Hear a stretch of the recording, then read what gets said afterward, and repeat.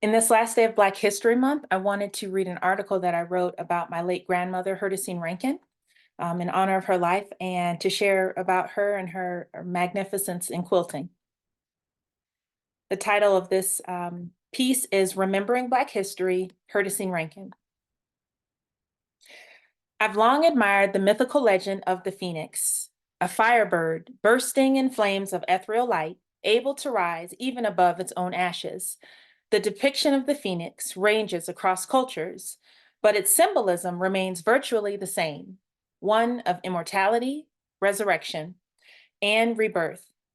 My grandmother had a talent for taking frayed and spare materials and incorporating those old pieces into beautiful new quilts. The pieces within these quilts, often tattered and worn, were given a second chance at life, a resurrection of sorts. She often called these scraps remembrances of things. Born September 11th, 1929, on a farm in the Blue Hill community of Jefferson County, Mississippi, she was taught hand stitching by her grandmother to help keep her and her 10 siblings warm. With time, my grandmother's craft developed into one of an art form. She used her thread and needle to capture what I consider the dichotomy of past life in the rural South, both remarkable and agonizing, both beauty and cruelty unrivaled. One quilt tells the story of a dawning Mississippi sun, orange flames breaking a purple sky, smiling down on fields of cotton. Another shares the poignant story of her father, murdered in the road by a white man in the Jim Crow South. Her father was murdered in 1939, a time when murdering Black men is, an acceptable pastime. His murderer was never brought to justice. The narrative from this quilt reads, I will never forget that morning. Dad sent me to the spring.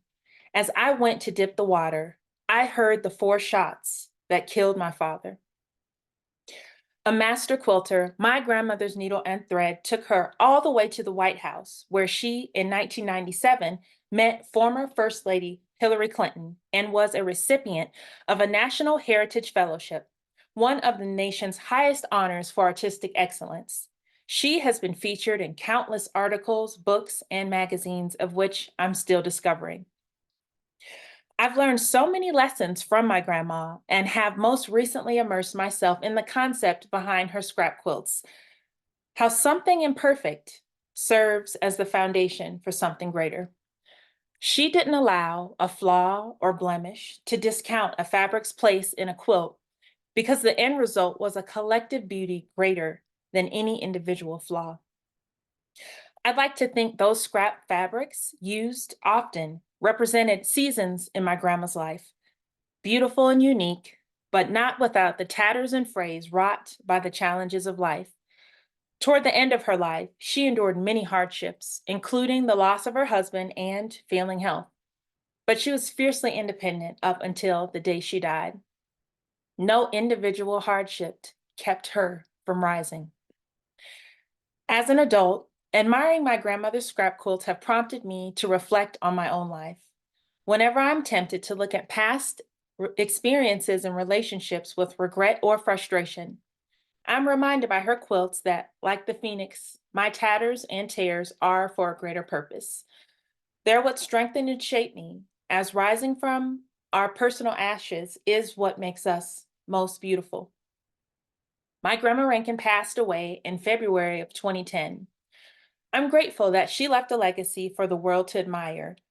I will always look to her scrap quilts and those tattered fabrics that she embraced, giving life anew. Here, I recognize the character, the courage, and the contributions of my late grandmother, Hystercine Gray Rankin. She's taught me so much about life, how the pieces, somehow, in some way, tend to fall together, and life is to be embraced, flaws and all.